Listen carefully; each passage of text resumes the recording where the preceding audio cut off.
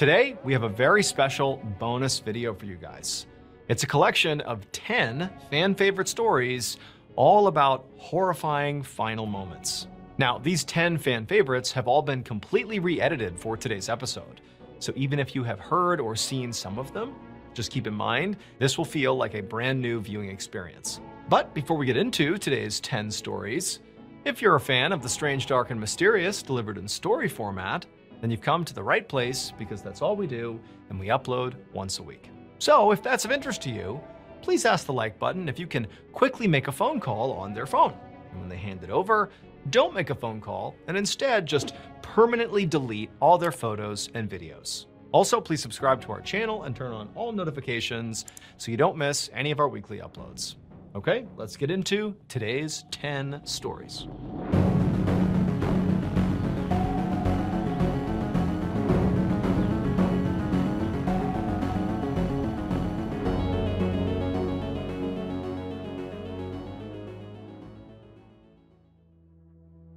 Mount Fuji is the highest mountain in Japan, rising up to 3,776 meters, and it's actually a volcano. It's dormant. The last time it erupted was in 1707, but geologists still classify it as active. Tourists are allowed to climb Mount Fuji, but only between July and September, because in the winter months, the mountain gets completely treacherous. There's snow and ice, and the wind picks up. It's very, very dangerous, so it's off limits. Now, thrill seekers, if they really wanted to, they could climb Mount Fuji in the winter, because there isn't a security guard posted up at the bottom of Mount Fuji checking people in and out. It's on you. If you want to climb it when it's off limits, well, then you're climbing at your own risk, because basically it's a terrible idea.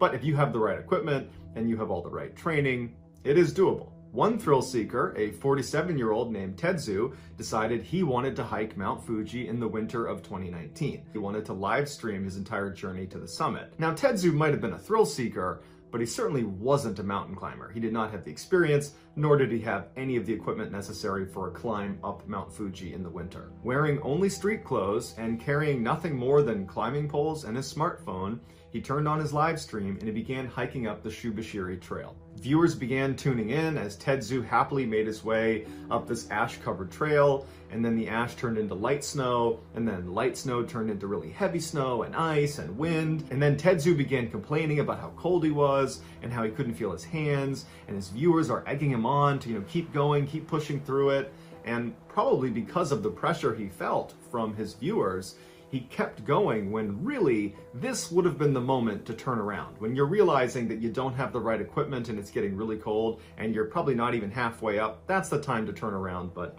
he didn't. He pressed on. As he moved up the mountain, the path he was on continued to narrow and become increasingly more covered in ice, and the guard fence that straddled the side of this path was getting to the place where it comes to a stop, signaling the most dangerous section of the hike, which is the last leg up to the summit. He gets to that point where the fence comes to an end, and now he's on this narrow stretch where the wind is just whipping across and it's all ice, and he's trying to walk across the ice with this totally inappropriate footwear. He should have had on at least crampons, the metal spikes that go on the bottom of your shoe to grip ice. He just had tennis shoes on, and so he's slipping and sliding as he's walking up this icy trail, and then he finally staggers and falls, but he catches himself. And you can hear him laughing on the live stream, joking with his audience how dangerous and slippery it is, and his viewers begin to change their tone a little bit, and they're like, hey, you might want to consider turning around now, but Tetsu is totally focused on getting to the top. So he stands back up and he continues to kind of shuffle his way towards the summit on this stretch of ice. He finally gets right up below the summit to where on his live stream you can actually see the top of Mount Fuji. And you can tell that his footwear at this point is basically not able to handle how slick it is. He's basically constantly stumbling. And you can see he notices a little stretch of small rocks that seem to almost make stepping stones up to the summit. And he begins walking over very carefully on the ice to try to use these rocks to get himself up to the top. And right as he's trying to step for one of these rocks, he loses his balance, and on camera he says, "Wait, I'm slipping!" And then he falls and begins rocketing down the side of this mountain. Now, when you fall on a steep mountain, you have one, maybe two chances to self-arrest. So for example, if you had an ice pick and you were like Tetsu and you start falling, you would want to roll over and dig the head of that ice pick into the ground and basically anchor your knees and elbows and drive everything you can into the snow to stop yourself from falling. And so if you can't do that in 1 or 2 attempts, your momentum will pick up and you'll be going too fast and you won't be able to stop yourself. And then you just gotta hope you survive the fall. Tetsu did not have an ice pick or any other tool to help him self-arrest, and he didn't have the training for what to do in a situation like this, so he didn't even attempt to roll over and dig his elbows or knees into the ground to try to slow down. So he just goes flying down the mountain, he's on his back, he's not slowing down, and he knows he's doomed. And he says on camera, well, it can't be helped, before he flies over the edge and falls hundreds of meters down to his death. His viewers who watched this happen alerted authorities, who found his body the next day over 1,000 meters away from where he had first fallen. Unfortunately, every year there is a handful of people that attempt to climb Mount Fuji in the winter, and they meet the same fate.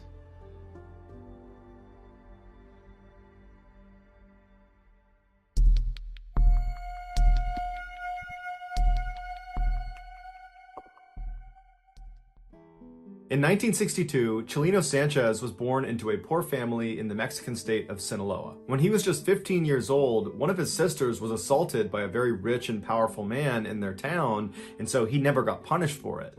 2 years later, when Chalino was 17, he saw this man at a party and he walked up to him and shot him in the head, killing him instantly. After the murder, Chalino fled to Tijuana before ultimately crossing the US border into Los Angeles, where he stayed with his aunt. He worked odd jobs like picking vegetables and selling cars before he ultimately went into business with his brother, who was back in Mexico, and he worked with him to smuggle Mexicans into the US. But that operation stopped in 1984 when his brother was murdered in Tijuana. To commemorate his brother, Chalino, who always loved music, wrote a song about him, and he formatted the song in the typical Mexican ballad style called corrido, but his lyrics were graphic and gritty, something nobody else did when they wrote a corrido. Chalino spoke honestly and openly, not only about how his brother was killed, but also the struggles of living around drug trafficking and violence in Mexico. Shortly after writing the song, Chalino wound up in jail in Tijuana, Mexico, and while he was there, he would sing the song he wrote about his brother, and other inmates heard it and loved it. They had never heard a corrido sung like that.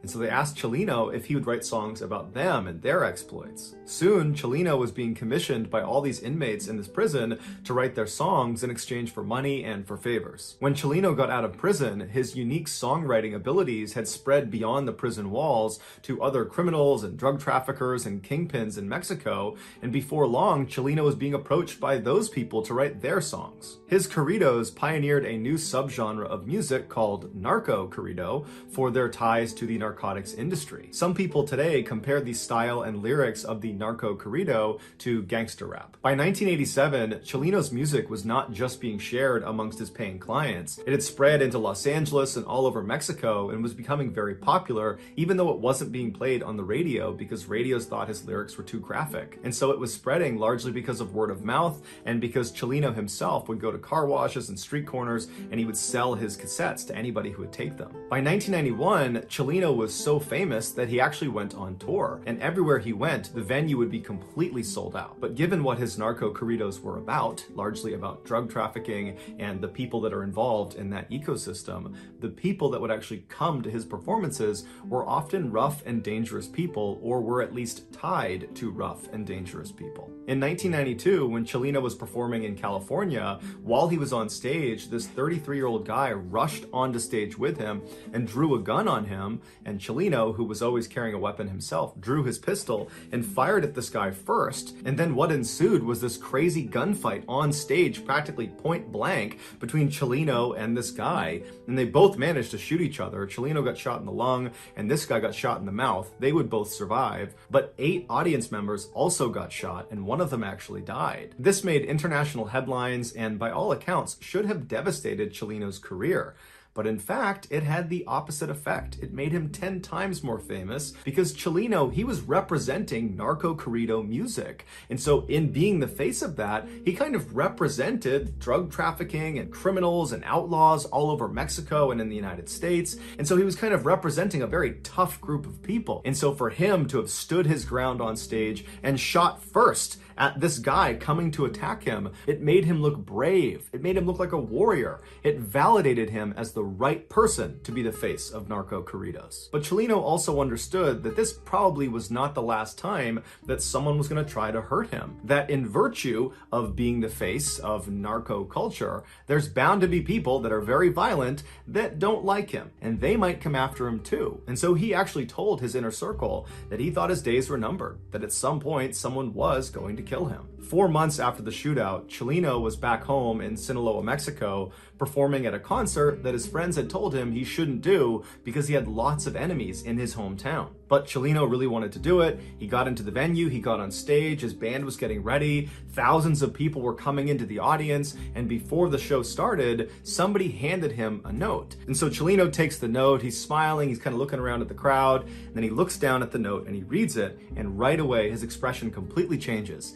He looks distressed, he rubs his brow, he frowns, he kind of looks up at the crowd like he's looking for someone, and then he just goes blank in the face, and he's looking out like he's looking past the crowd. And it's this long period of time where he's just blank staring into the audience. And then all of a sudden he just snaps out of it, takes the note, puts it in his pocket, picks up the microphone, and proceeds to give one of his best live performances to date. After the concert was over, Chalino made a special effort to say bye to everybody in his band, and he said bye to some people in the crowd, and then finally, after this kind of long drawn out goodbye, he walked out the back door. Shortly after, he was kidnapped, tied up, and then shot in the back of the head, execution style. It would turn out that note he received on stage was from his killers, who we don't know exactly who they are still to this day, but the note said, after this performance, we're going to kill you. And so that was the reason Chalino was so distressed, because whoever it was, he obviously understood it was a credible threat. But instead of panicking, he just decided he would give an amazing performance and then face his destiny. And so when he went outside, he knew he was going to get murdered, and he did.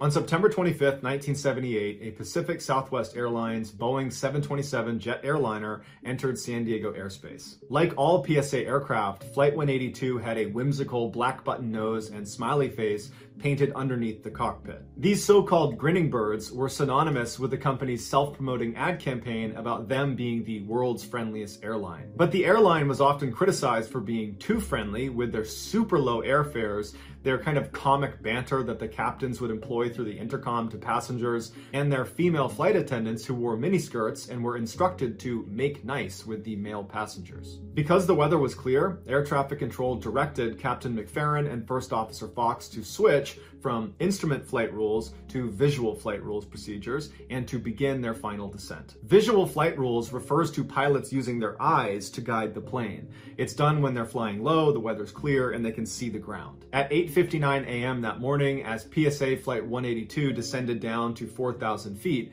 air traffic control advised them of a Cessna, which is a small plane, that was ascending in their direction. Fox responded that they saw the Cessna, and so air traffic control came back and said to maintain visual separation. Maintain visual separation meant that despite ground radar-based controllers who could provide vertical and lateral separation criteria, the burden for maintaining separation fell solely on Captain McFerrin and his crew. In layman's terms, air traffic control was telling them, don't lose sight of the Cessna. Inside the Cessna was a flight instructor named Martin Casey and his student, who was a United States Marine named David Boswell. As this little plane ascended, air traffic control informed them that PSA 182, who was right in front of them and slightly above them, they were on their descent. However, they had the Cessna in sight. As a result, the men inside of the Cessna did not take it upon themselves to actively begin looking for this jet. They assumed the pilots of PSA 182, who had them in sight, would avoid them. Back in PSA 182, there seemed to be some confusion in the cockpit. The two pilots were debating whether the Cessna they were watching fly lower than them, past them on the right was the same Cessna that air traffic control had told them about. And at some point they agreed, yep, that's got to be the same Cessna. And so they called in to air traffic control that it looks like the Cessna has passed us. They've flown past us on the right. Immediately after this transmission, the black box recorded the two pilots talking to each other, basically trying to convince the other that yes, that was definitely the right Cessna. But after a couple of minutes of reassuring themselves, one of them says, "Boy, I hope that was the right Cessna." According to later testimony by the air traffic controller who was in communication with the pilots of PSA 182 as they were on their final descent, he would say when Captain McFerrin came over and said the Cessna has passed him on the right, he believed him and he didn't think to check to make sure it was the right one. But in reality, the Cessna that McFerrin and Fox had seen was the wrong one. The real Cessna they were supposed to maintain visual separation with, the one containing Casey and Boswell, was still ascending in the direct flight path of PSA 182, except now this Cessna is in 182's blind spot below their nose, so they literally can't see each other. At 9:01 that morning, air traffic control got an alarm that PSA 182 and this Cessna are about to collide, but for some reason the air traffic controller did not alert both aircraft. Instead, this controller only contacted the Cessna and didn't tell them this was a dire situation. They said, "Hey, there's traffic in your vicinity, but I'm pretty sure it's just PSA 182 and they already see you, so you're fine." So Casey and Boswell inside of the Cessna just continued to ascend. 1 minute later at 9:02 a.m., PSA 182 flies directly over the Cessna and strikes them with their nose wheel. The Cessna gets hooked by the wheel and flips upside down and gets trapped underneath the right wing of the jet. Seconds later, the Cessna splits in two. The tail section containing David Boswell plummets to the earth like a rag doll. The nose section of the Cessna that contained Martin Casey stayed trapped underneath the right wing for a few seconds before it detonated. Inside of PSA 182, this explosion was deafening, and immediately after it, McFerrin was recorded saying, "Easy, baby, easy, baby." Then he asks Fox, "What's the damage?" And Fox says, "It's bad, man, we're hit." Despite trying to keep the plane flying level, it lurched forward into an unrecoverable nosedive, and McFerrin, knowing they were doomed, calmly calls out to air traffic control and says, "We're going down." Air traffic responded, "Okay, we'll have the equipment ready for you." Then the black box recorded the sound of a stall warning inside the cockpit, and as the aircraft streaked at over 300 miles per hour straight towards the ground, McFerrin's last known transmission to air traffic was, "This is it, baby." Seconds before impact, McFerrin gave his final command over the intercom, which was, "Brace yourselves."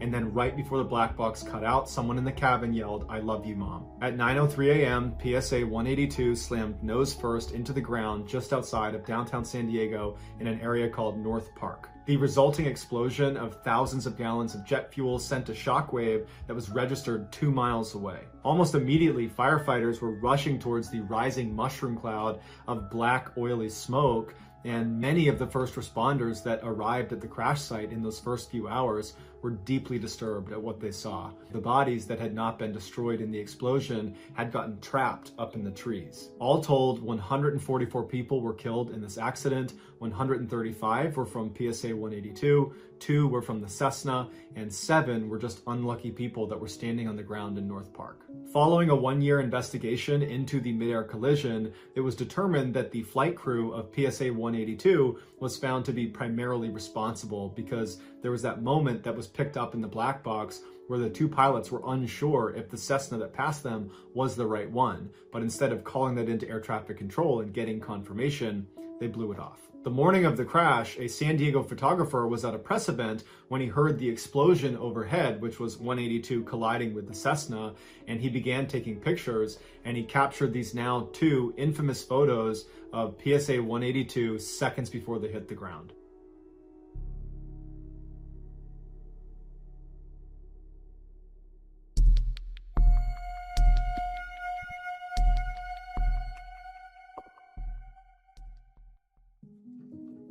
Just outside of the popular tourist town of Amaga in northern Colombia lies this thick green jungle.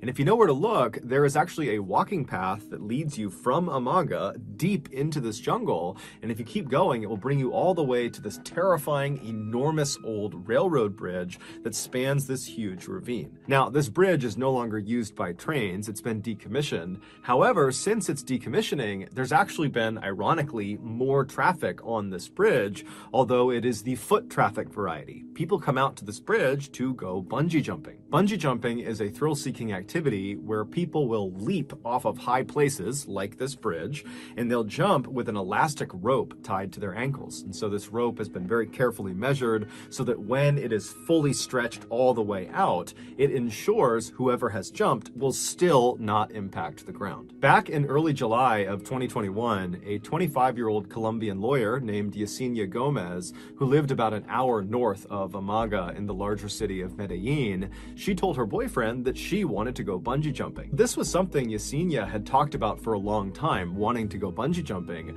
but every time it became a real thing and they were actually going to go do it, she would back down because she was just too scared. But for whatever reason, in July of 2021, Yesenia had the confidence and the courage to actually see this thing through. And so her boyfriend, when he heard how serious she was, he capitalized on the opportunity because he had never bungee jumped before and he really wanted to, but he couldn't without his girlfriend. And so now it seemed like she was serious. And so right away, he called the Amaga bungee jumping company to book a slot for he and Yesenia to jump off of their bridge. So on the day they were supposed to jump, which was Sunday, July 18th, Yesenia and her boyfriend hopped in their car and they drove an hour south to Amaga. And when they got there, they found the walking trail and they made their way out to this bridge. And when they get out to this bridge, they are amazed at the number of people who were already in line on this bridge waiting to jump off of it. They knew this was a popular spot, but perhaps they didn't realize just how popular it was. And so Yesenia and her boyfriend, they get in line behind the nearly 100 other jumpers ahead of them, and they proceed to wait. And over the next several hours, Yesenia and her boyfriend would have front row seats to all of the jumpers ahead of them jumping off the bridge. Now, it seems like Yesenia, in her mind, believed she would arrive at this bridge and very quickly she and her boyfriend would leap off and it would be great and so much fun. But now they've been forced to wait for a really long time. And this whole time, they're watching other people jump. And Yesenia is starting to panic. Suddenly, bungee jumping looked terrifying. It did not look like something she wanted to do. And so she was beginning to second guess her decision. And so her boyfriend, he's trying to calm her down and he's telling her, oh, it's totally safe. Look at all these people who have jumped. They're all fine. They're all smiling. They're so happy. You're going to be so proud of yourself. But despite his best efforts to calm his girlfriend down, Yesenia just could not calm down. But she did tell her boyfriend that she's not about to back down. She's gonna go through with this. And so several hours went by of this totally high-stress, anxious waiting period. And then finally, Yesenia and her boyfriend reached the front of the line, at which point the staff members who've been doing this all day long, they signal the two to step forward and get their harnesses on. And so Yesenia and her boyfriend, they make their way to the edge of the platform. So they're looking out over this ravine and the staff members are putting on their harnesses and getting them ready. And the whole time, Yesenia, she's starting to get tunnel vision. Her heart is racing. She's totally panicked. She doesn't think this is fun at all. She just wants to get this over with. And then at some point, one of the staff members finally says, okay, jump. And so Yesenia jumps. Except it would turn out Yesenia had made a mistake. That staff member who had said, okay, jump, was talking to her boyfriend, not Yesenia. However, Yesenia, in her totally panicked state, had just not understood and had leapt, believing they were telling her to jump. However, the staff members had only put her harness on. They had not attached the actual elastic rope to her ankles. And so when Yesenia jumped, there was nothing stopping her from smashing into the ground. And so as soon as she leapt off the bridge, her boyfriend ripped off all of his gear and he ran down the bridge. He leapt over the railing and he ran down the hillside all the way to the bottom of this ravine. But when he finally got to his girlfriend, it was already too late. She was already gone. It would later be determined Yesenia did not die from impacting the ground. She actually died from a heart attack she suffered on the fall down, which means she must have realized after she jumped that she jumped too early, that she did not have the bungee cord attached to her legs. And so literally the fear of what was about to happen to her killed her.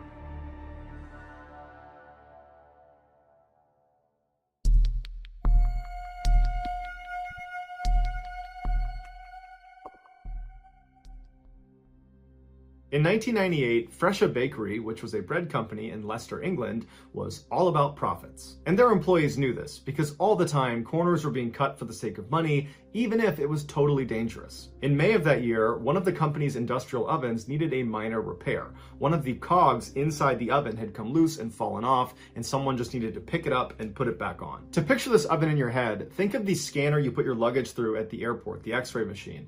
It's kind of like that. It was this 80-foot long metal tunnel where there was a conveyor belt that ran through it, and you would put dough on one side, and it would run through with the conveyor belt through this oven, and then on the other side, it would be fully cooked. Whenever repairs were needed inside one of these ovens, the procedure was to completely turn off the oven. So not just the heat, but the whole operation needed to be completely shut down, and then the oven would sit for almost a full 24 hours before a mechanic would go in and make the repair. But the mechanic cost money, and every hour that this bread machine was not operational, the company would lose $1,500. And so the managers of this company thought, you know what, that's too much money to be giving up. If we do the repairs ourselves, that saves us on the cost of the mechanic, and if we can find a way to make the repairs while leaving the oven partially running, that will save us a whole bunch of money too. Someone pointed out that it was possible to turn the heat all the way down in the oven, but allow the conveyor belt to keep rotating through. They just needed to find a way to get in with this conveyor belt moving around them. And so they came up with a plan. Even though the oven sat flush to the ground, there was a side panel that could open up,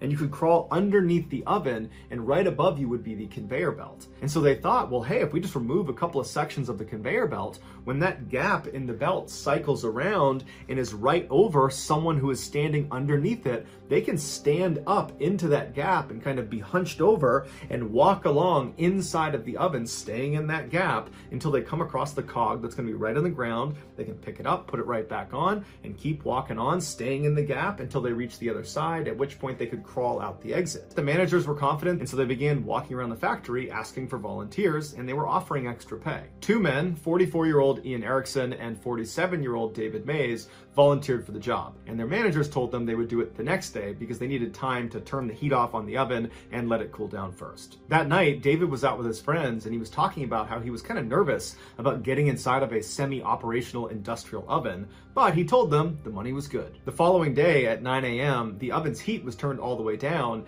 and the plan was it would sit like that all day and cool off all day, and then in the evening, Ian and David would get inside and do the job.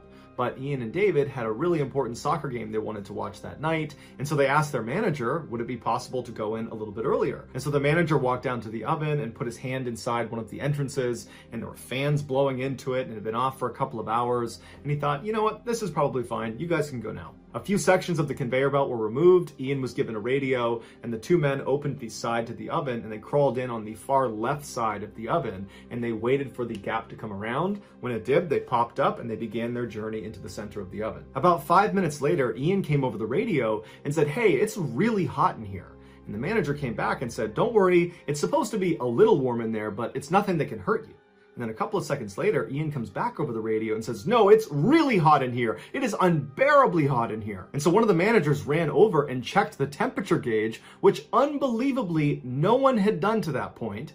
And the temperature at the center of the oven was reading over 200 degrees Fahrenheit. It was hot enough to boil water in the center of this oven. And unfortunately, there was nowhere for Ian or David to go. The belt could not go in reverse, and the fastest it could move is 17 minutes start to finish, so agonizingly slow. And they could not crawl up or below the conveyor belt in either direction. There wasn't enough clearance, and they'd get sucked up into the machinery.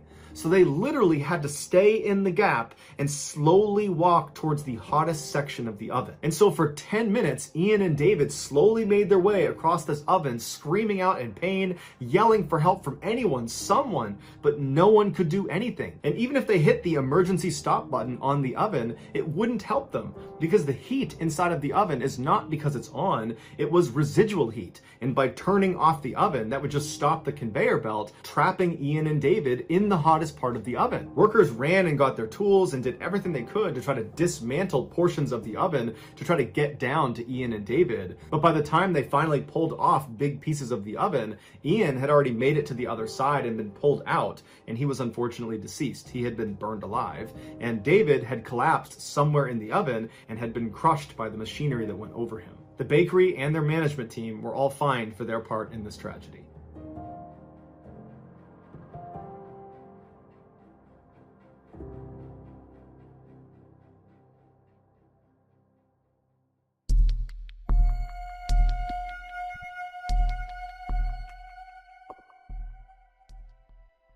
When the Earth collapses in on itself, creating a hole in the ground that sucks away anything in its wake, that's called a sinkhole. These holes form when water dissolves the rock layer underneath the soil. They range dramatically in size, from a barely noticeable depression in the ground to massive chasms that are hundreds of meters wide and deep. If you're one of the unfortunate few that falls into a large sinkhole, you probably won't get out again, because the ground inside of a sinkhole after the initial implosion just continues to sink. So if you were standing on the ground inside of a sinkhole, you would continuously be pulled into the ground as it continued to crumble and churn like quicksand below your feet.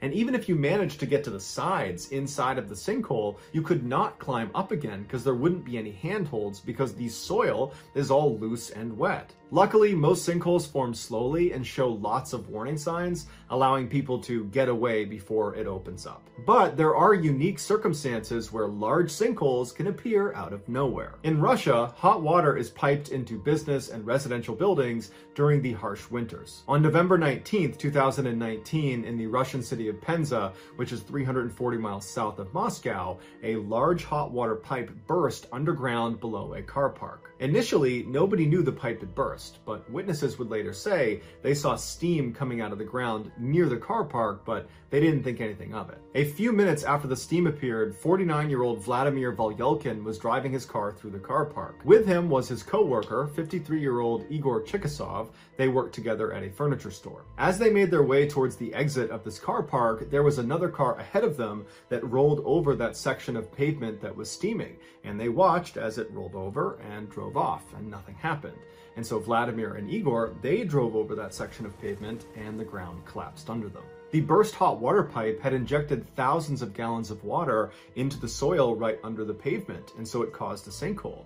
But not just any sinkhole, a sinkhole that was slowly filling with boiling water. When the ground collapsed under Igor's car, it flipped the car forward and it landed upside down at the bottom of this 10-meter deep sinkhole. And it landed just perfectly to where the doors could not open. They would hit the sides of the sinkhole, which also meant they couldn't roll the windows down and crawl out because they would hit the sides of the sinkhole. The men managed to get their seatbelts off and flip themselves around and began kicking on the windshield and yelling out for help. At this point, onlookers had made it to the edge of the sinkhole, and when they looked down inside, they realized there was nothing anyone could do. Jumping in was a death sentence. So they watched in horror as Vladimir and Igor desperately tried to escape, but the scalding water continued to fill the hole until it began leaking into the cabin of the vehicle, at which point the men went quiet. A few moments later, the car completely disappeared from view under the boiling water. Although not held criminally responsible, the water company that owned the pipe that burst offered to pay compensation to both families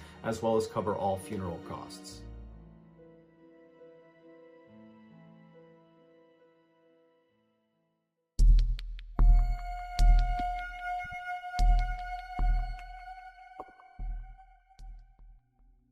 Yellowstone National Park in Wyoming is one of the most remarkable and beautiful places on Earth. Not only is it renowned for its biodiversity, which includes some incredibly resilient microbial organisms, it's also home to one of the world's so-called supervolcanoes. This supervolcano sits atop one of the world's largest magma bodies fueled by an upwelling plume of superheated material. This dynamic and violent subterranean plumbing means the water bodies at the surface, the famous Yellowstone hot springs, are highly acidic and incredibly hot. If you were to ignore the countless warnings around these hot springs telling you to stay away, do not go in the hot springs, if you were to ignore those and go in one, or more accurately, fall in one, this is what would happen to you. First, your body would register that your skin was bathing in waters exceeding 200 degrees Fahrenheit. This would hurt like nothing you can possibly imagine. But it would only hurt as long as your nervous system was able to register pain, which would only be for about 1 minute or less. At this temperature, your skin would begin to quickly break down and disintegrate, and your blood vessels in your underlying dermis would rupture, causing rapid blood loss. Some underlying skin layers would not break down, but they would lose all of their water and become tough and blackened. And your underlying subcutaneous fat would bubble off as well. All in all, this is known as a full thickness burn, and it would occur in about 1 minute in these waters. Your nervous system would enter a state of shock and become irreversibly damaged, which would lead to most, if not all, of your organs to fail if the heat stress has not already done that to you. You would be dead within 2 to 3 minutes, and then at that point, the acidity of the water would take over. Within a few hours, your body, including your skeleton, would be completely dissolved into absolute nothingness. And for anyone who falls in but manages to climb out again before being dissolved, they are not out of the woods. Many of those people, unfortunately, will die hours, days, months later due to complications from the burns. On June 7, 2016, Colin Scott and his sister Sable went to Yellowstone to see the famous hot springs. The siblings were exploring the Norris Geyser Basin, which is the park's oldest and hottest thermal area, when they decided to leave the safety of the boardwalk and walk past all the signs telling them, do not leave the boardwalk, this is dangerous, turn around. They decided to walk past all of those and venture out off the course. They walked approximately 200 meters away from the path to the edge of a hot spring that was not really part of the main tour, and they were just standing there when Colin apparently tripped and fell into the hot spring. And his sister was just not able to do anything. She knew she couldn't go in after him, and he very quickly sunk below the surface and didn't come up again. She ran back to try to get help, but by the time they got back to the edge of the hot spring, he was gone. And in fact, the only thing they would find of Colin Scott was his flip-flops. Since 1890, Colin Scott, along with 21 other people, have died by falling into these hot springs.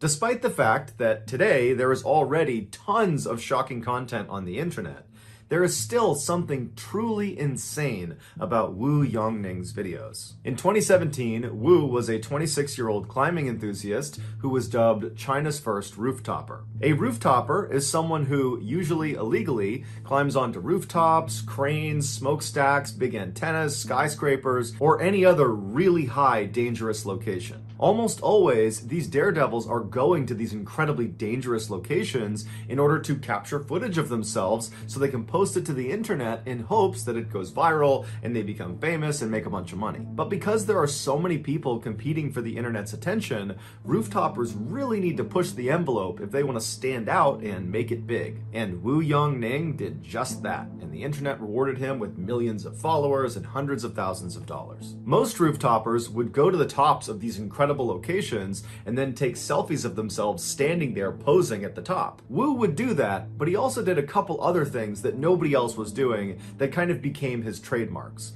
The first one was he would dangle over the edge of the building or the crane or the antenna that he was holding onto, and he would do pull-ups, but he would keep doing them until he reached muscle failure and then would barely be able to pull himself back up to safety. Another trademark move is he would go to the top of these huge buildings and he would get right on the edge and he would do a handstand and then he would pull one arm back. So he's doing a one-armed handstand and then he would tilt his body as far as he could over the edge until he couldn't do it any farther and he'd let himself come back over to safety. And then perhaps the most difficult to watch trademark was when Wu would basically run up to the edge of buildings and stop just short. And he wouldn't just run to the edge, he would use a self-balancing scooter and go as fast as he could right to the edge of the building and stop just short. And over again, he'd go right to the edge and stop, where he's literally an inch away from tumbling off the edge.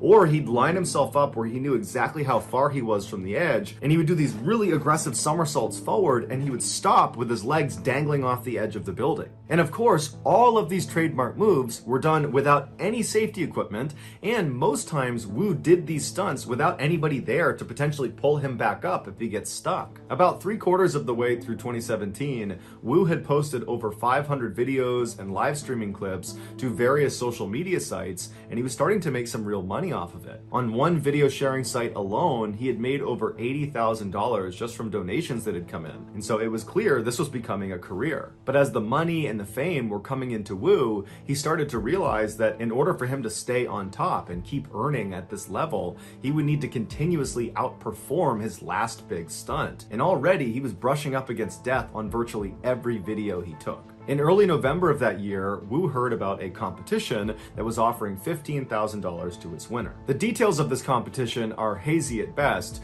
but from the sounds of it, it was a viral video competition. Make the most viral video and you win the prize. This competition served as motivation for Wu to finally attempt his craziest stunt yet. He figured if he had the footage of this particular stunt, he was sure to win this competition, and with the prize money, he could pay for his wedding and cover his mother's medical expenses. And so on November 8th, Wu traveled to the Huaiyan International Center in central China. This massive 62-story skyscraper would be the tallest building Wu had ever performed a stunt on. The public was only able to get up to the 44th floor, and so Wu had to take the elevator up to somewhere between the 40th and 44th floor, at which point he climbed out of a window and free climbed his way all the way up to the top, so 20 additional floors just climbing the side of a skyscraper. Once he got to the rooftop, he set up his tripod and his camera, and he turned on his live stream. And then he walked around and he began preparing himself for the stunt. Live stream viewers that tuned in would see Wu sitting on the edge of the skyscraper, and he's meticulously wiping down the edge of this building. It's the area he'll be grabbing onto to perform his stunt, which was going to be his trademark pull-ups. And so after several minutes of Wu cleaning this ledge, he begins to lower himself where his arms are still tucked up over the ledge. So he's not hanging, he's got his arms kind of anchored on the top. He's like testing the edge of this lip. And he kind of feels around and he can tell that it's not a good grip. It's not good enough for him to go down to a full extension. And so he pulls himself back up and he goes back to wiping down the edge. And from the looks of it, it seems like Wu is actually pretty nervous about this stunt. And normally when you watch Wu's videos, he doesn't seem nervous at all, even leading up to his stunt. But this one just seemed different. And so after again wiping down this ledge as much as he possibly could, he gets himself ready, lowers himself onto his arms, he lets his legs drop over the edge of the building, and then he goes to full extension. And from there, he does 2 complete pull-ups, and then after the second pull-up, he begins to try to pull himself back up to safety. But he's fatigued and he can't quite get himself up over the edge. He starts to use his feet to try to use the glass to push himself back up, but he can't get a grip. And for the next 15 seconds, Wu is desperately trying to get himself up and over this ledge. He's trying to muscle himself up, but it's obvious he's completely fatigued. I mean, he did free climb almost 20 stories to get up there, and so it makes sense his arms would be tired. But there's nobody up there to help pull him up. And so after a while, he goes back to full extension because he can't do anything, and he looks down as if he's sizing up if he can survive this fall, which he obviously can't. And then the camera picks up a sort of whimpering sound that appears to come from Wu, and then he loses his grip and he falls to his death.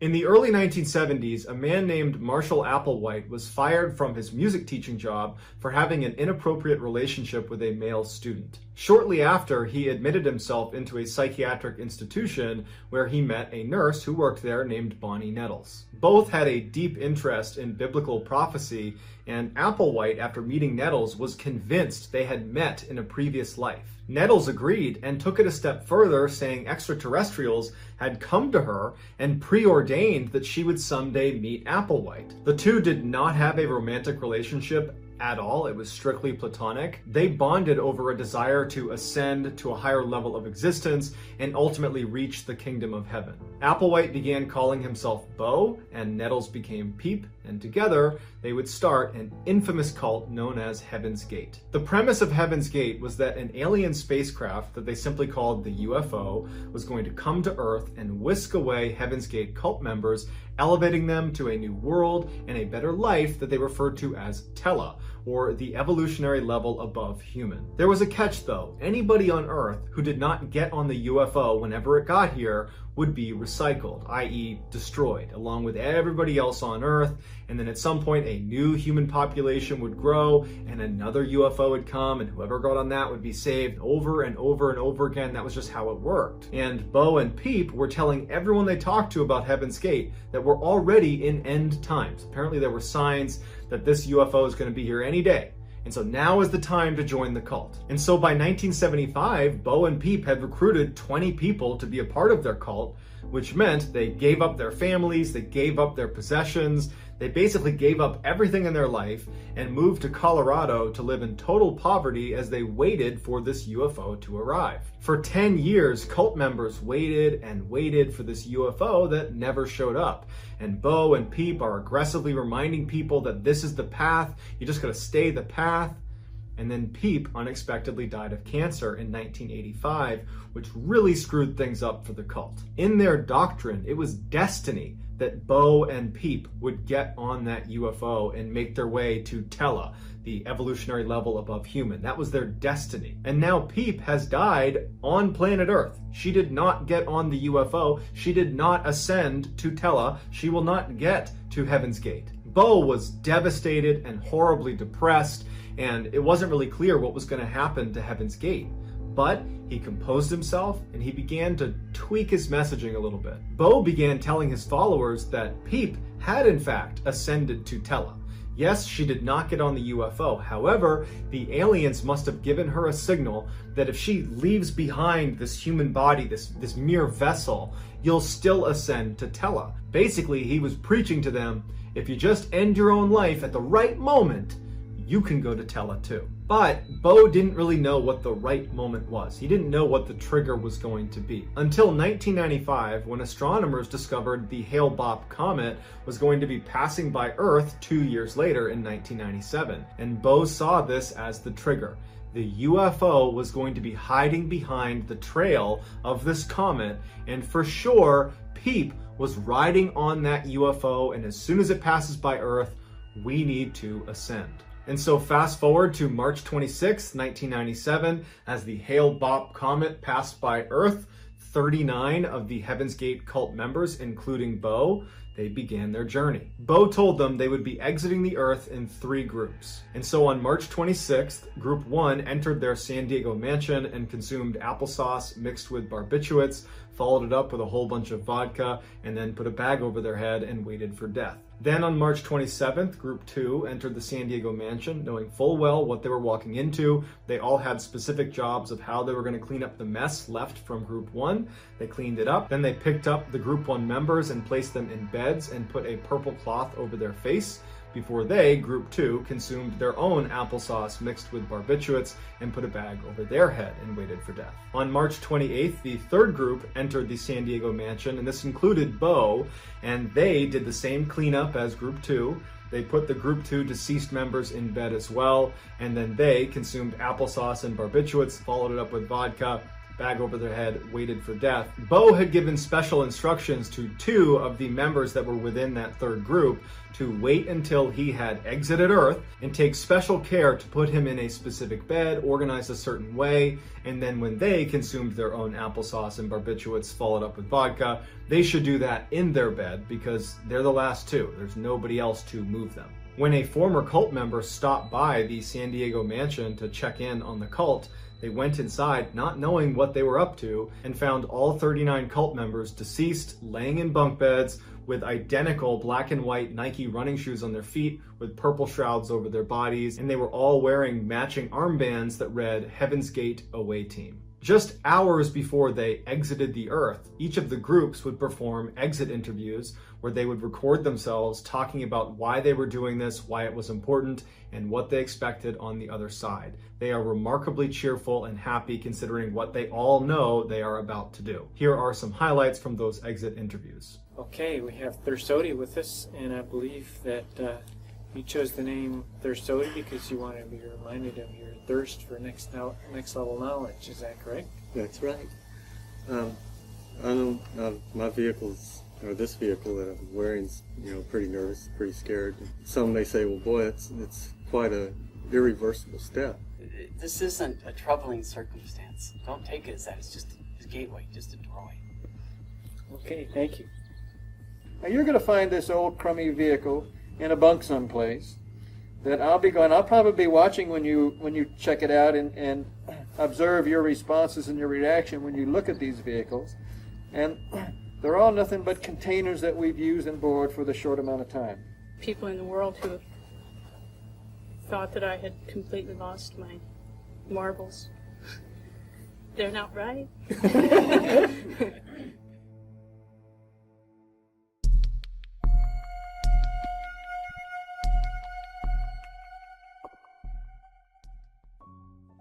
In the late 1940s and 1950s, Reverend Jim Jones was known for his charitable works and his efforts towards desegregating Indiana. This earned him a devoted, loyal following, in particular from the African American community. In 1956, he purchased a church in Indiana, and he named it the People's Temple, and all of his loyal followers went there and joined his congregation. During his fiery sermons, Jones emphasized helping the poor and lifting up the downtrodden, but despite his best efforts, raising money was proving to be a big challenge for him. Jones knew he was an amazing performer and he was really good on stage, and so instead of trying to do all the old school church fundraising techniques, he decided to do something a little more new school that played to his strengths, which was performance. And so what he started doing is advertising that he could perform miracles, live miracles on stage. And specifically what he said he could do is he could pull cancer out of people. And he had this magic trick where he would go up to somebody that had cancer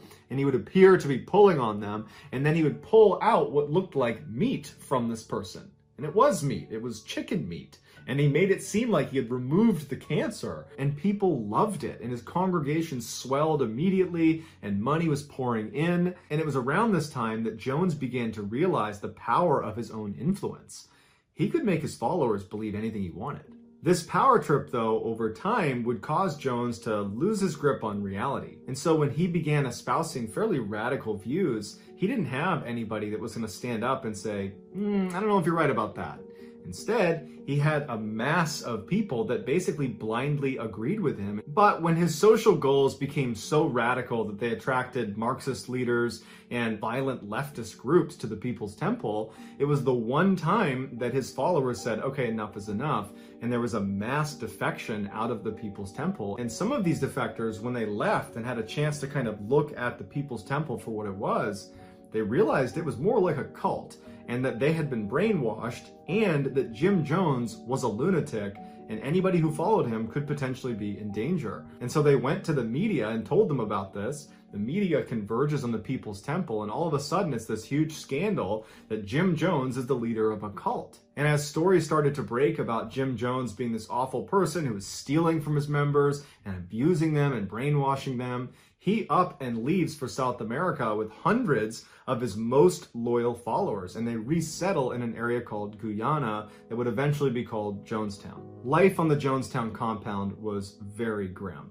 Not only did they have 10-hour workdays every day of the week, but food and water were extremely limited because they were so cut off from modern society that the only way they could get any sort of resources was through haggling over a shortwave radio that usually didn't even work. So they're totally cut off, they have very few supplies, and then at the end of their 10-hour workday, it was mandatory for all members to come into this main area underneath this big scaffolding where Jim Jones would get up on stage and he would rant and rave about various government conspiracies that were going to befall them. He would excoriate defectors and talk about how they needed to round them up and make examples of them. And if you stepped out of line, even just a little bit, you could find yourself locked inside of a coffin or trapped at the bottom of a well as a form of punishment. Jones was already spiraling out of control, but some health issues led him to take a daily, near lethal dose of amphetamines and sedatives that made him a total lunatic. Suddenly, his nighttime speeches just weren't enough,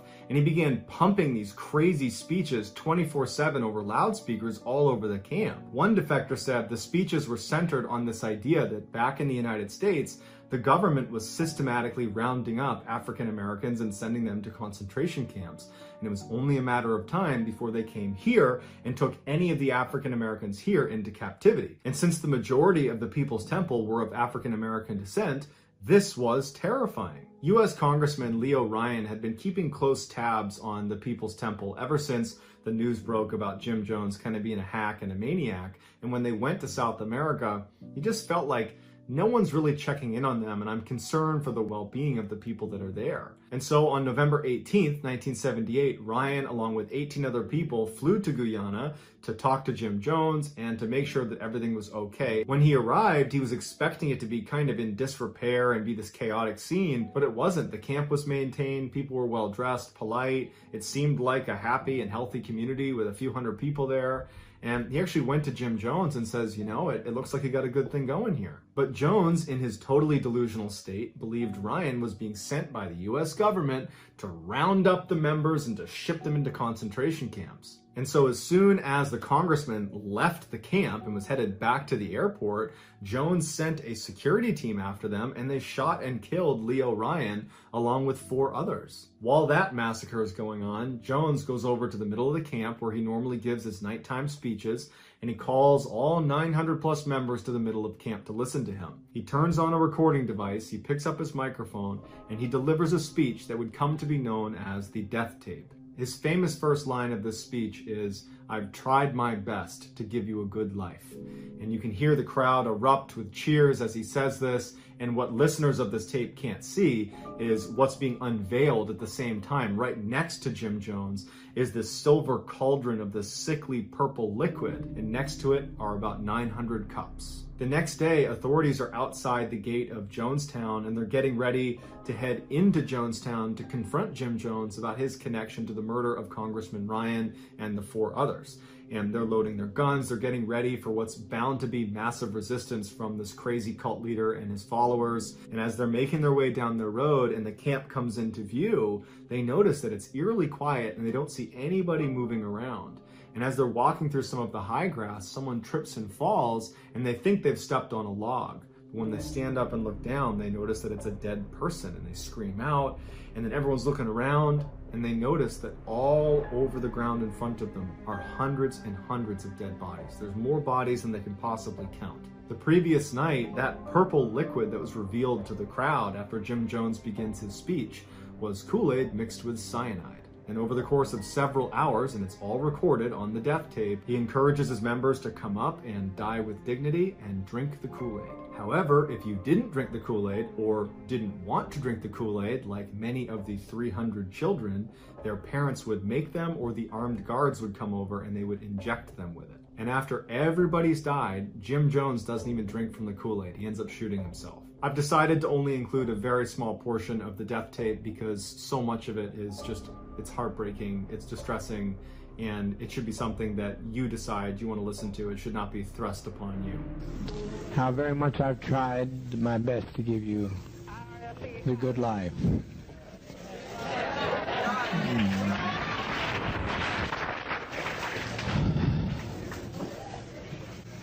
It was said by the greatest of prophets from time immemorial, no man takes my life from me, I lay my life down. If we can't live in peace, then let's die in peace.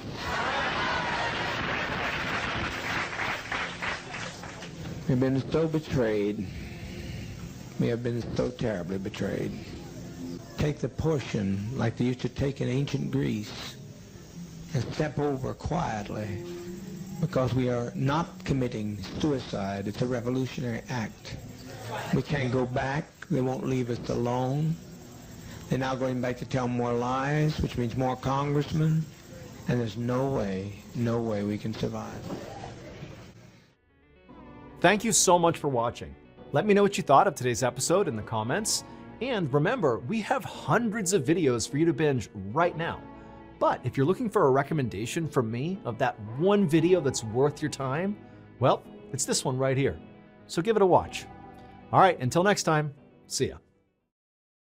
Sometimes the truth is stranger than fiction. And today, I'm going to tell you 3 stories that demonstrate that. But before we get into those stories, if you're a fan of the strange, dark, and mysterious delivered in story format, then you've come to the right place, because that's all we do, and we upload once a week. So if that's of interest to you, please offer to bring the Like Button's car in for a service. But make sure when you have it there, you ask them to replace the air in their tires with helium. Also, please subscribe to our channel and turn on all notifications so you don't miss any of our weekly uploads. Okay, let's get into today's stories.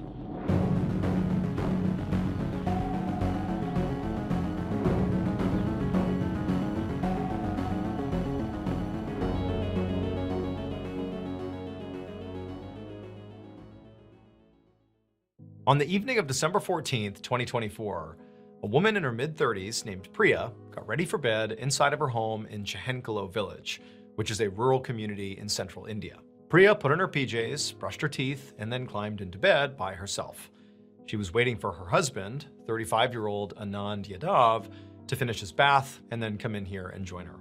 And as Priya laid there, just waiting for her husband, she couldn't help but feel like their house was so quiet. And in many ways, the quiet of their house was this constant reminder of this really deep sadness in her life, which is, Priya really wanted a kid, but she and her husband had struggled to get pregnant.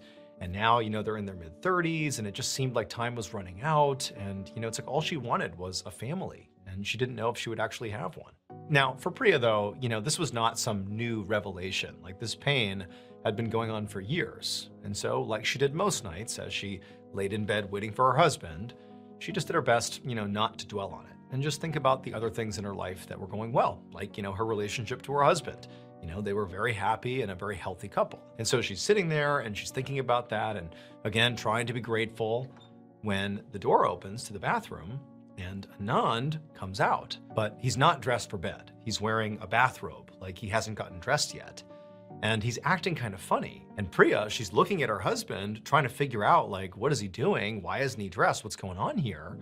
When she suddenly realizes his face is like bright red. Clearly, there is something wrong with her husband. And then before she can ask him what's going on, Anand just turns and runs out of their bedroom, just wearing his bathrobe. And so Priya, she gets out of bed and she chases after her husband, trying to make sense of what the heck is going on here. She gets outside and she sees her husband is now collapsed on the ground outside. And so Priya really does not know what's happening here. She has no sense of what could be wrong. And so she just runs over to her husband and she rolls him over and she's shaking him to, like, get him to talk to her.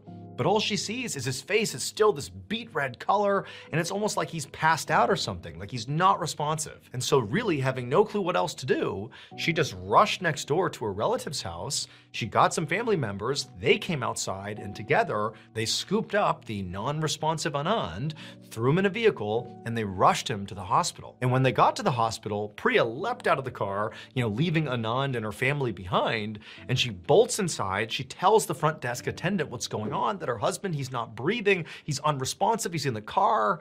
And so right away, medical staff came charging out. They went and they got Anand, they brought him inside, and before long, Priya is running behind all the doctors and nurses that are rushing Anand on a gurney through the hospital to an exam room.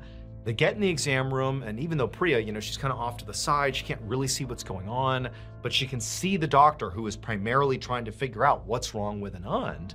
And she sees at first he's kind of like doing a couple things to see if he can get Anand to start reacting to him. But pretty quickly, she sees this doctor just kind of sit back, and there's this look of pity that comes over his face. And he turns and he looks over at Priya and he tells her that, unfortunately, your husband is dead.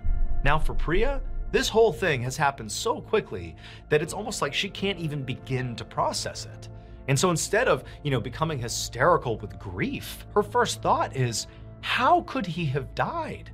Anand was a healthy guy. He's, 35 years old. He's in the best shape of his life. He's a happy guy with a robust social life. Like, there's no reason he should be dying right now. Like, what in the world happened here? What killed him? Like, that's her question to the doctor. But the doctor said, he's like, I don't know. The only way we're going to be able to figure out what happened here is to do an autopsy, because there's just nothing obvious. And so sure enough, a couple of days later, the hospital's pathologist was, inside of an exam room with Anand's body laying on a table right in front of him.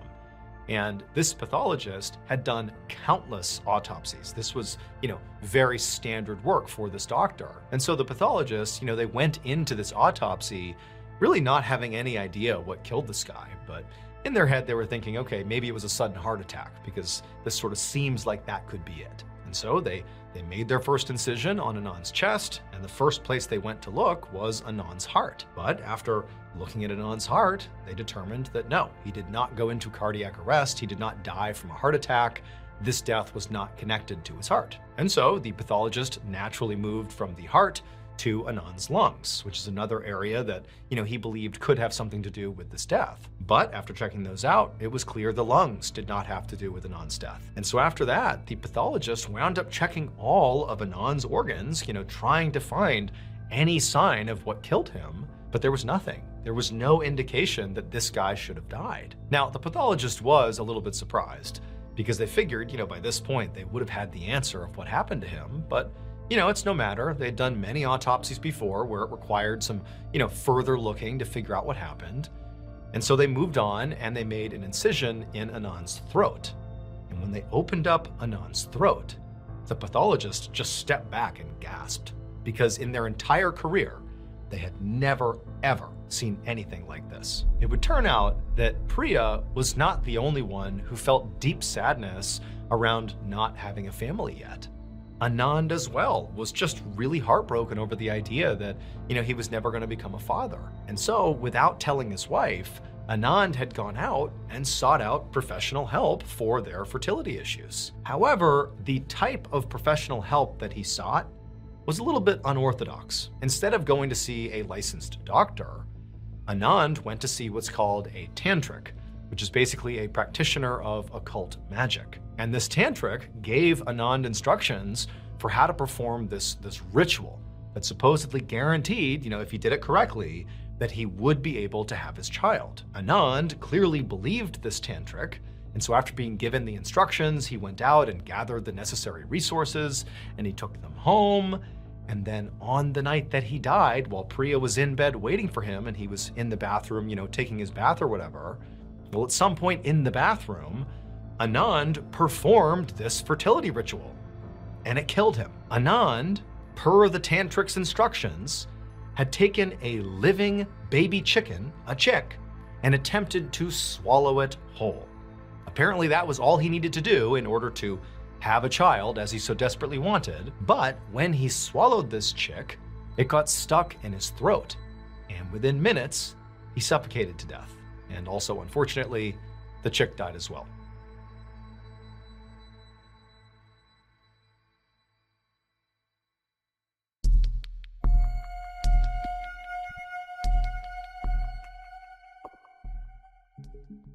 One morning in late November of 1979, a 64-year-old man named John Perrin walked through a park near his home in East London, South Africa, which is a small coastal town. The park was basically a forested area that ran right along the coastline, so even though John was walking on a trail through all these trees, he could literally hear the ocean waves crashing down on the beach below. And being out here was actually a pretty big deal for John, because he didn't come to this park very often. In fact, he pretty much never left his house, because John was a total recluse. And, in addition to not leaving his house, he basically spoke to nobody. He didn't have friends, didn't have family. He basically had this one cousin he spoke to sometimes on the phone, but that was it. This guy was very isolated. But today, something in John had told him to go outside and go to this park and take a walk.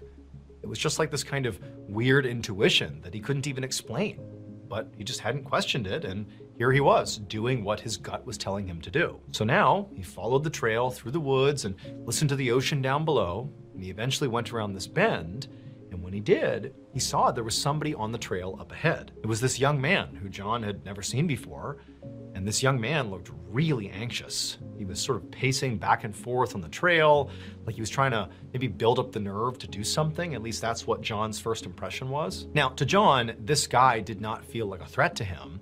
It just seemed sort of odd what he was doing, and so John was curious, and so he continued walking down the trail closer to this guy to see what was happening here. Remember, John thinks he's here for some really divine reason in some ways. He doesn't really know what it is. He thinks his gut intuition has brought him here. Maybe it's this guy.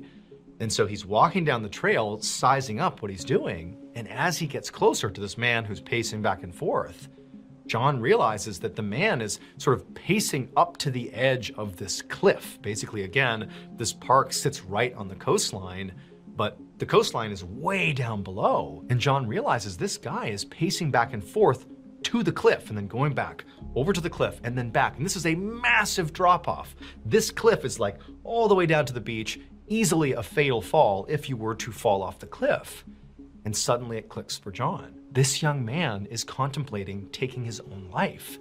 He's working up the courage to jump off the cliff. At least that's what John is thinking. The young man is so locked in on what he's doing, he's barely even registering that John is here. He's still just pacing, building up the courage, again, it appeared, to jump off this cliff. And so John's standing there, not really sure what to do. And also there were these other people that were also on the trail that had sort of taken notice of the situation. And there was this crowd forming, sort of standing a little bit back of this young man, not wanting to unintentionally, startle him and get him to jump off the cliff. Everyone's just kind of standing there watching. But for John, as he's standing there, almost paralyzed, not knowing what to do, he's watching this guy go back and forth. And then it was like everything clicked. Suddenly, John understood why he was here. His gut instinct had brought him here to go up and interact with this young man. And so John broke from the crowd. He walked up to this young man who was still pacing back and forth, and he put his arm around the young man, and he looked at him and he said, "I'll show you how it's done." And then John walked to the edge of the cliff and jumped. And the young man was so shocked by this that he just stood there and he watched as John plummeted down to the beach below and smashed into the ground and died. And this young man, he's so horrified by this, so shocked, that he decided he wasn't going to jump after all. Seeing it happen, seeing John do the thing that this young man was there to do, to jump off this cliff, to take his own life, to see somebody else do it was so awful that he decided not to do it. And so as he's having this revelation, the young man also distinctly felt grateful to John, for doing what he did, because in watching what happened to him, it showed the young man that in fact, he did want to live.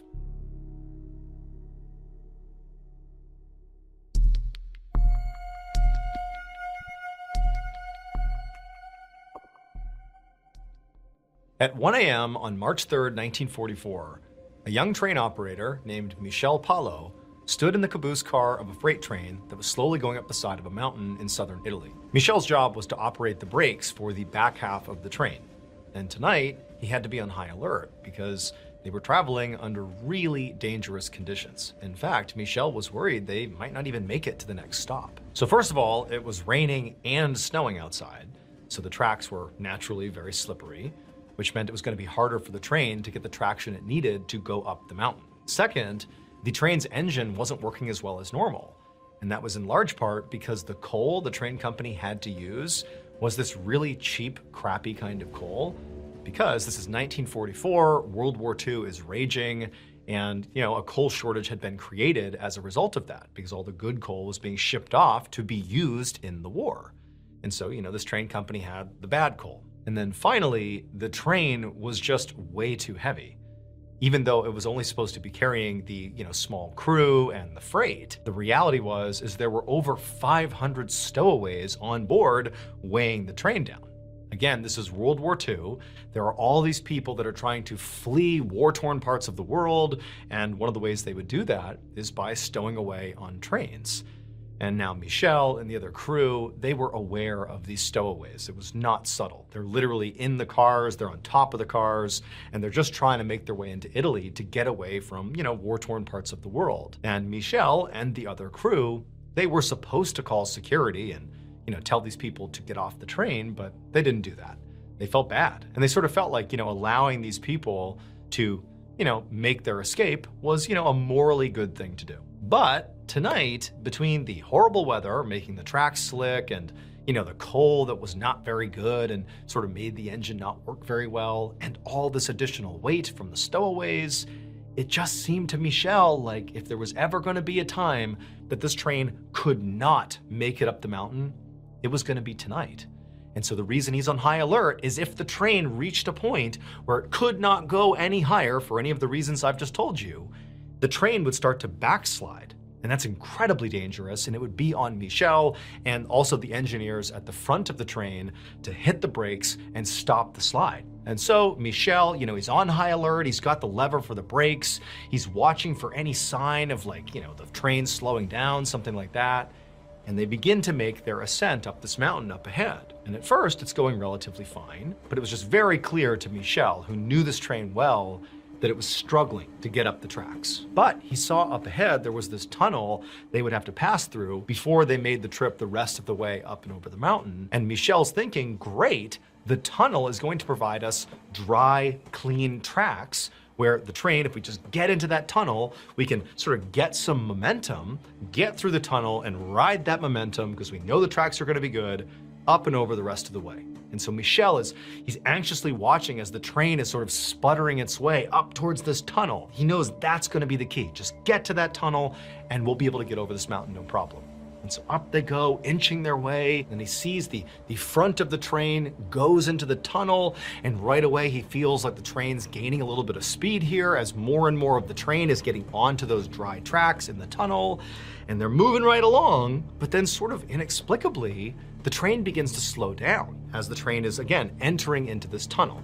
Remember, it's late at night, he can't really see what's going on, he can just tell that there's the tunnel, the train's going in, but we're slowing down here. And in fact, by the time that the caboose, where Michel was about to enter into the train, the last car here, the train had finally slowed down so much that the train actually came to a stop with Michel and the caboose right outside the tunnel. So, 99% of the train is in the tunnel, Michel and the caboose are outside. The train is now fully stopped. Now, generally speaking, the conductor, who was situated in the very front car of the train, was overall in charge of the train. And so in any sort of emergency situation, it was often on the conductor to sort of make the call about what the crew was going to do in response. Now, the train was clearly not backsliding. There wasn't an active emergency here, but Michel knew that this is wrong. There really wasn't a clear reason they should be stopped here. If anything, again, this tunnel represented their best chance to move quickly and gain momentum and ride up and over this mountain. And so Michel does not know why they're stopped, but clearly there's some sort of issue. However, Michel knows from his training that what he needs to do is still be wary of the brake here, because for all he knows, maybe there is some issue with the train and it is backsliding, but it's just slow. And so he needs to be ready to hit the brakes. And so what Michel did is he held the brake and waited for a signal from the conductor. Basically, the conductor would blow a series of whistles that, Michel would be able to translate that would tell him what to do, whether it was, lock the brakes or come up and talk to me or any number of different things he might need to do in this situation. And so Michel, he's just sitting there waiting for the train whistle, but there's nothing. There's just quiet. There's no other sound except for the idling engine, towards the front of the train. And so Michel, he just started to have this bad feeling that this doesn't make sense. There's no good reason why we've stopped here. And so Michel, operating on gut instinct here, despite not getting any signal from the conductor, no whistles, no anything, he abandoned the caboose, he abandoned the brake station, and began walking from the caboose basically up the center of the train, going into the next car. And when he got into the next car, it's totally dark because it's 1 a.m. This car is the first car that he's walking into that's in the tunnel, so it's very dark. And he did have a flashlight, but he didn't want to shine it on the people who are sleeping in here because there's hundreds of stowaways. These people have had very bad luck. They just want to get out of the country. And so as quietly as he could, he's walking through the aisle of this next train car, and he doesn't notice anything. Everybody is asleep for the most part. And he's walking along, and as he gets to the next train car, he realizes he's starting to hear a new sound. And it's not coming from in the train, it's coming from somewhere outside in the tunnel. It's like this loud thumping sound. Something is hitting the rocks on the side of the tracks somewhere in the tunnel. And Michel, he doesn't know what it is. He still doesn't know what's going on. He hasn't discovered any sign of, what has actually happened here. And so he just keeps on walking. And as he goes into the next car, he continues to hear all these thumping sounds somewhere outside. And the train's still not moving. There's no whistles from the conductor. By the time he's about halfway down that next train car, he's now into the second car he's investigating. He realizes that in addition to the odd thumping sound and the lack of movement and lack of anything really going on in this tunnel, he also realizes that the car itself that he is in is very quiet. Remember, there's basically dozens of people in each of these cars kind of laying on each other, sleeping as they make their way into Italy. And so for the first time, Michel turned on his flashlight and he's aiming it at the ground right in front of him. And he turned and began to scan all the stowaways sleeping in this car. And what he saw was so horrifying, he dropped the flashlight, turned, and ran out of the tunnel. It would turn out Michel was right to be concerned that this train might not be able to make it up this mountain. By the time the train sputtered into that tunnel, despite the fact that yes, the conditions were much better in the tunnel for the train to maintain speed and momentum, despite that, the other factors were too much to overcome. The train was too heavy from all the stowaways, and the coal was quite bad, so the engine was not as powerful as it normally would be. And so even though the tracks were not slick, it was just too much. And so the train ground to a halt inside of the tunnel. And so what needed to happen as soon as the train came to a stop like that is the conductor and the crew at the front of the train, they needed to basically jumpstart the train. They needed to put as much coal as they could into the furnace to get this engine churning enough that it could pick up speed again and continue their journey. They basically needed to rev the engine, if you will, and really fire this engine up and get it going. But in order to do that, they had to put a huge amount of this coal into the furnace to make that jumpstart happen. Because again, this coal is not high quality. It doesn't burn as well, it's not as efficient. And so basically what could have been accomplished with 2 times the amount of coal, you needed like 10 times the amount of this bad coal to do the same thing. But one of the byproducts of burning this type of coal, really coal in general, but especially this cheap kind of coal, and especially this much of this cheap kind of coal, is it produces a ton of carbon monoxide. And that filled this tunnel. Michel was outside of the tunnel. His caboose was the one car that was not in the tunnel. But everybody else on this train was suddenly being exposed to a huge amount of poisonous, lethal gas. And it killed virtually everybody on this train very quickly. Those thumping sounds that Michel was hearing were the sounds of people's bodies after they had died rolling off the train and falling to the ground.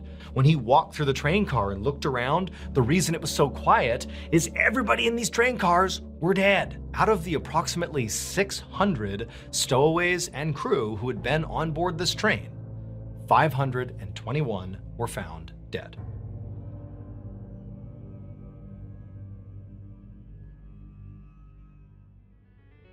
Thank you so much for watching. Let me know what you thought of today's episode in the comments. And remember, we have hundreds of videos for you to binge right now. But if you're looking for a recommendation from me of that one video that's worth your time, well, it's this one right here. So give it a watch. All right, until next time, see ya. Today, we're gonna look at 3 places you can't go and people who went there anyways. But before we get into those stories, if you're a fan of the strange, dark, and mysterious delivered in story format, then you've come to the right place because that's all we do and we upload once a week. So if that's of interest to you, please sneak into the like button's house and slightly unscrew all of their light bulbs so they don't turn on. Also, please subscribe to our channel and turn on all notifications so you don't miss any of our weekly uploads. Okay, let's get into today's stories.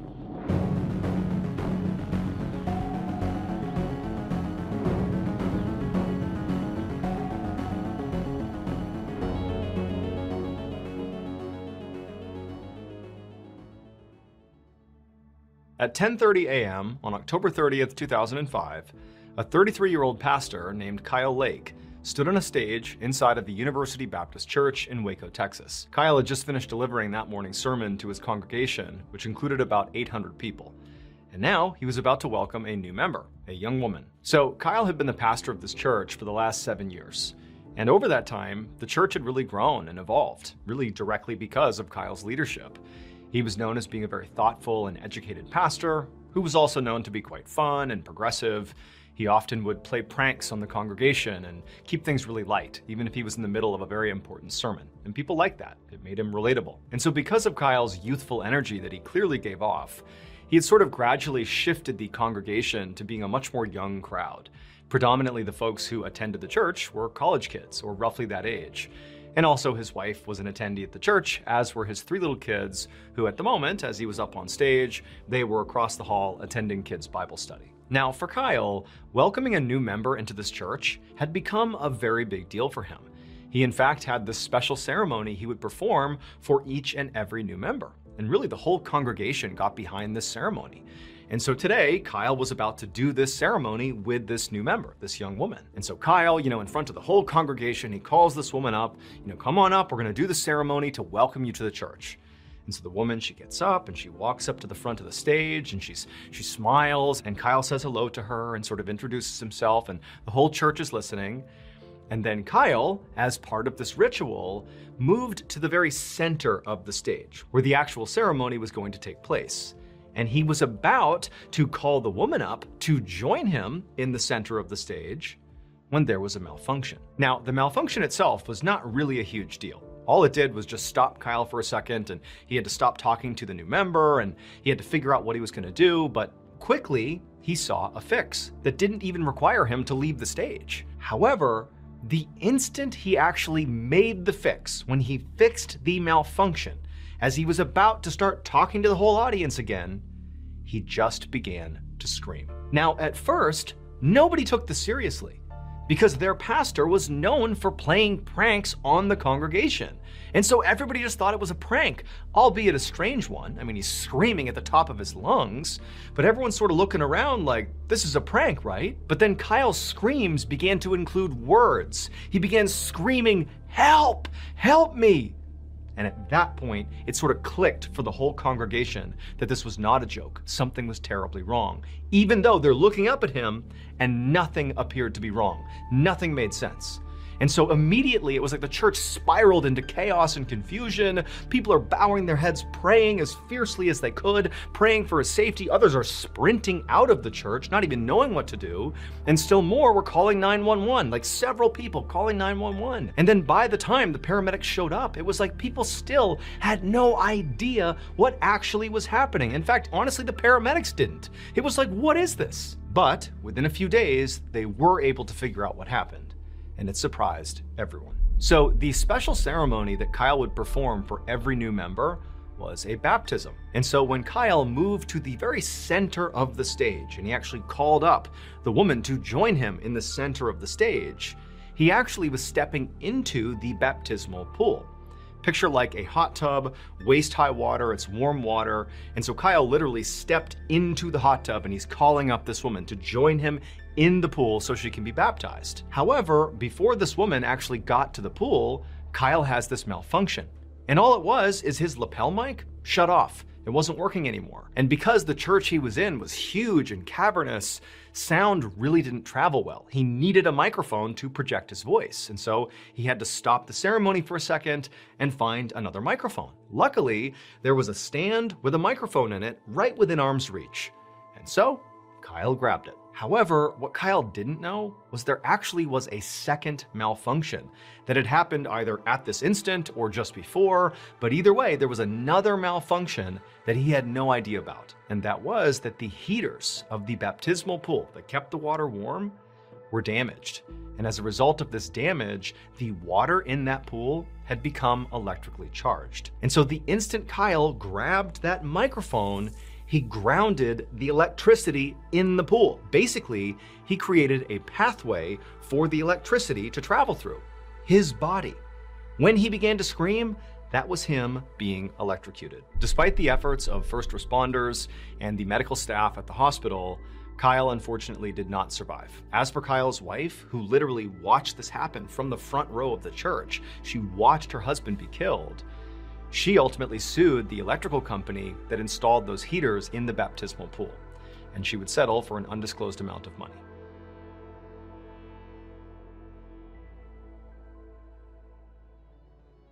Dive into a world of endless imagination with Audible.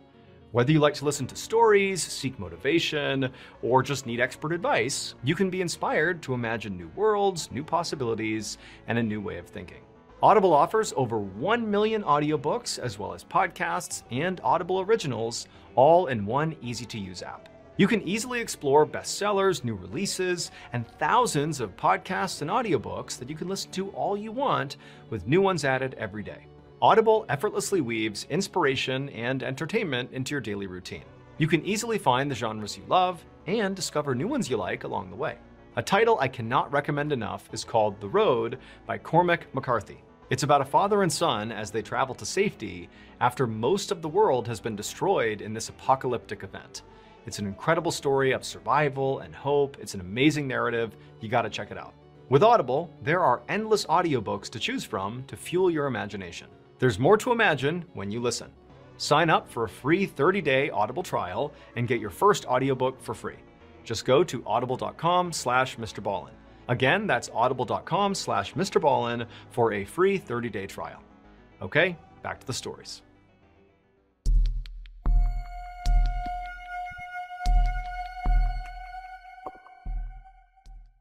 Around 5 p.m. on Sunday, August 15th, 1971, a 23-year-old man named Michael was sitting inside of his living room in rural Ontario, Canada. Michael was flipping through a photo album that showed pictures of him scuba diving and mountain biking and doing all these really high adrenaline activities because Michael really lived for adventure. And so as he's flipping through this album, he hears a knock on the door.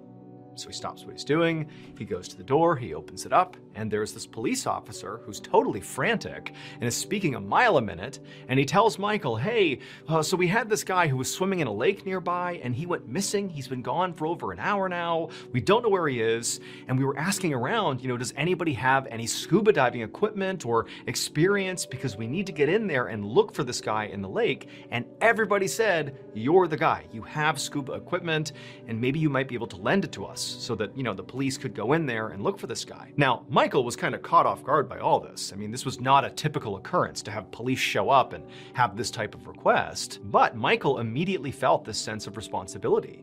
He did know that he was sort of the top dog in scuba diving in rural Ontario, Canada, and he's hearing this police officer say what he's saying, but he's thinking, even if I give you my equipment, you can't just put the stuff on and safely conduct dives. You need the training as much as you need the equipment. And so Michael just kind of instinctively said, hey, look, I'm not just gonna give you the equipment because I feel like I'm setting you up for failure here. What if I come with you, I'll put the equipment on, and I'll go look for this guy. I know what I'm doing, I know how to use the equipment, it'll be way safer and more efficient. And the cop said, thank you so much, that would be great, let's go. And so Kyle, he went and got his scuba equipment, and before long, he had thrown it in the police cruiser, and the two of them were flying towards the lake. About 30 minutes later, Michael and the police officer pull into this parking lot, this wooded lot with trees everywhere, and straight ahead of them, through the trees, they can see down below is this big lake. And then to the left of the lake is a big dam, and then beyond that, over to the left side of that, is a river. And so where the swimmer had gone missing was in the lake portion. And so Michael quickly hopped out of the car, he grabbed his scuba gear, and then he and the officer took off running through the trees down to the lake. And when they got down there, Michael scanned the area and he saw there were all these police officers and park employees. There were other people who clearly had just come to the lake that day, like tourists, and everybody's kind of scanning the lake. No one's really in the water, but everyone's sort of walking around the perimeters, like hoping they can just see this missing swimmer somewhere. And also Michael noticed clearly the family of this missing man was, off to the side, and many of them were crying. But it definitely seemed like no serious search effort had really happened yet. It's like everybody was just kind of waiting for something to happen. And so when Michael shows up with all his scuba gear, it was like everybody looked at him as like, oh my goodness, thank you. Like, get in there, find him. Like, I bet he's okay. Like, get out there. And Michael, he's thinking to himself that he hadn't done a search like this before, but the fact somebody was missing for that long already did not bode well. But he thought, you know what? I'm gonna go in there, I'm gonna give it my best shot, and I hope we find this guy still alive. And so Michael put on all his equipment right on the shore side, and everyone's waiting, kind of watching, anxious about what's gonna happen next. And once he had donned his equipment, Michael stood up and just began scanning the lake, looking for, any sign of where to begin the search, because it's just one man in this huge body of water. He needs sort of a starting point. And so it's quiet, everyone's just kind of watching Michael as Michael's looking around the lake. And then at some point, he looked out and he saw there was this little ripple, sort of right in the middle of the lake. Now, the surface of the lake had basically been glass-like because nobody was really in the water, save for like the very perimeter of the lake. And so the water was very calm, but he sees there's this little ripple sort of right in the middle. And so Michael points out the ripple to the other officer he was with and sort of anybody who could listen. And he said, okay, I'm gonna go in there and start searching right there. And so Michael goes into the water, kind of wades in till about his waist, and then he kind of looked around one more time, put on his mask, and went under the water. About 15 minutes later, the police officer who had originally gone and gotten Michael and driven with him to the lake, he was still just standing on the lake shore, along with the missing swimmer's family and other searchers, and pretty much everybody was just kind of waiting for Michael to give some sort of report about how the search was going. Now, Michael easily had enough air in his tanks to be out there for quite some time to do a pretty thorough search, and they're only 15 minutes in, so they don't really know if this is too early to expect feedback from Michael, but it's just tense. Everybody's just waiting, waiting to see what's going to happen. But at some point, as this officer is just standing there, one of the volunteer searchers comes bombing along the shore from up near the dam. They ran right down to this officer and said, "Hey, you got to come with me. We found something over there in the river." And so, at this point, the police officer is thinking, I bet they found the missing swimmer. They're probably not in this lake. Maybe they found them over in the river.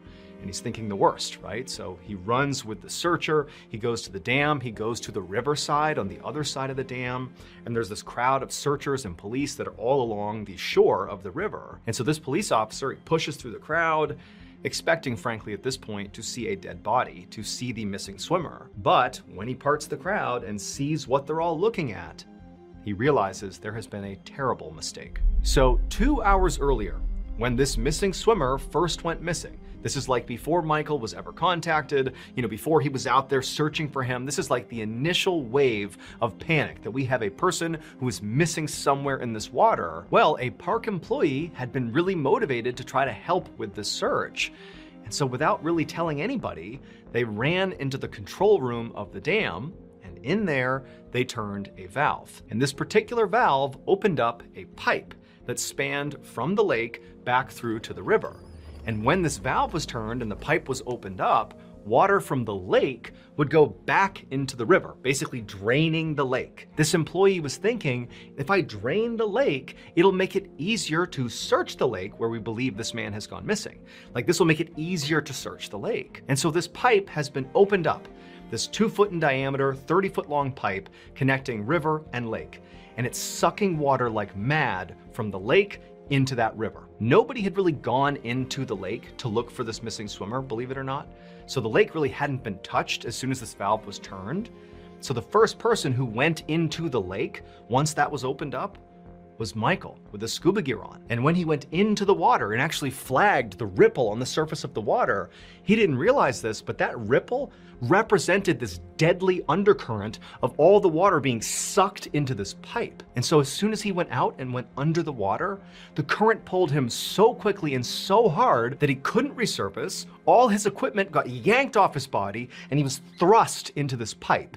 And in the pipe, he got stuck. And he drowned inside of the pipe before eventually being forced out the other end, where his body spilled out onto the shore of the river. That's what everybody was crowded around once they got up to the riverside: Michael's dead body. 4 hours after Michael's body was found, they would find the missing swimmer. His body was located about 150 yards away from where Michael had first entered the lake. His body was found on the shore of the lake, and so Michael had sort of been close, but unfortunately that current had pulled him under and killed him. Today, the lake has been permanently drained, in part because of this tragedy.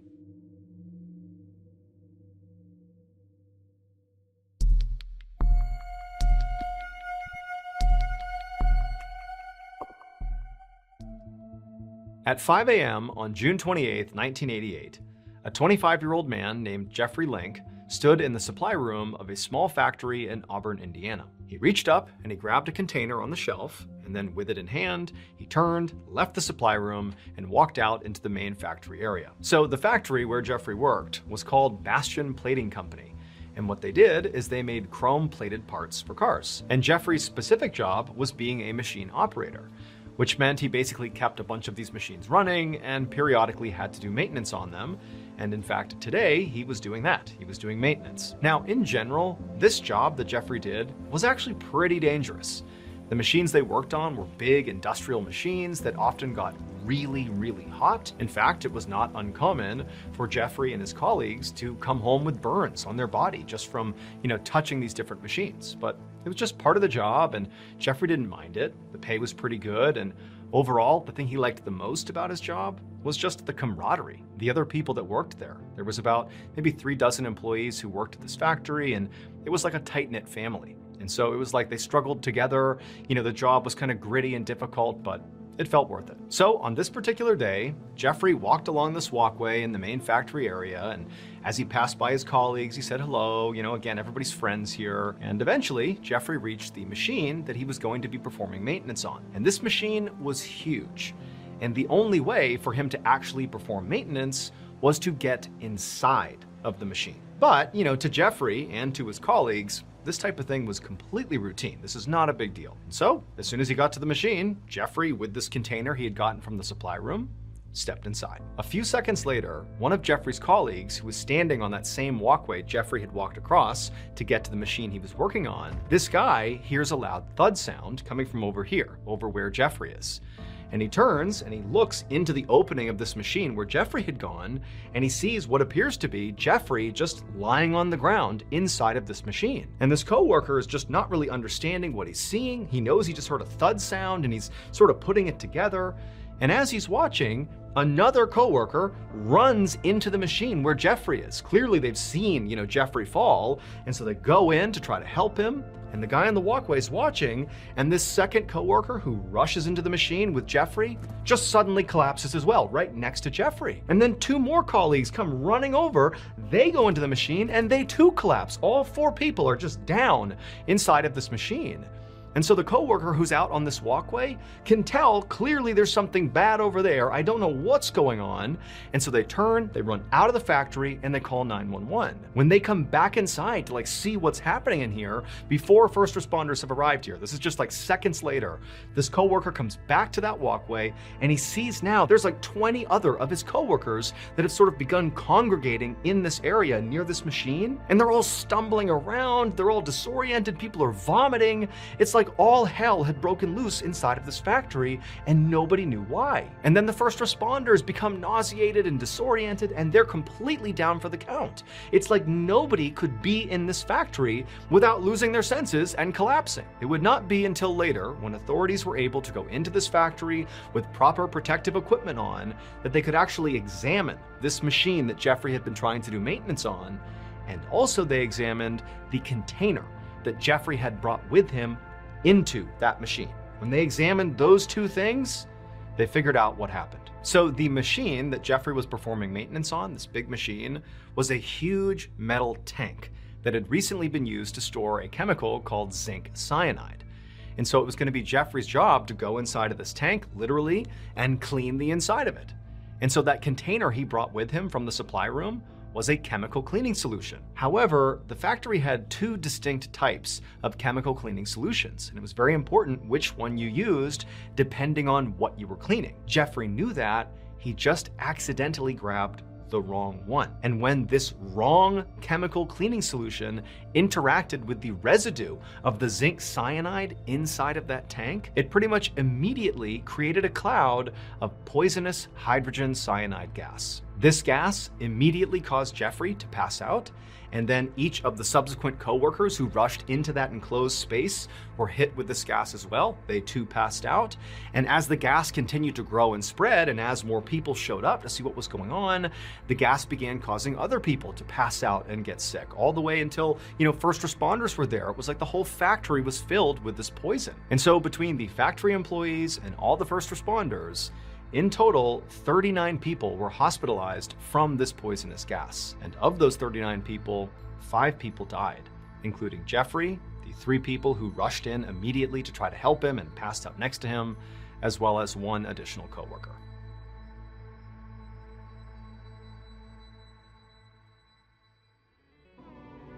In case you haven't heard yet, our newest graphic novel, MrBallen Presents Where Nightmares Live, is available for pre-order right now. It contains another 9 heart-stopping, strange, dark, and mysterious stories, all based on real events. This was a passion project. It took a lot of time, a lot of people involved, from the artwork to the storytelling. I mean, this is a beautiful piece to add to your collection, so you got to check it out. The book comes out on September 30th, but again, you can pre-order your copy at book.ballenstudios.com, or you can click the link in the description below. There are a limited number of hand-signed copies available, but those are going to sell out very quickly. So please pre-order today, because remember, your nightmares are waiting. Thank you so much for watching. Let me know what you thought of today's episode in the comments. And remember, we have hundreds of videos for you to binge right now. But if you're looking for a recommendation from me of that one video that's worth your time, well, it's this one right here. So give it a watch. All right, until next time, see ya.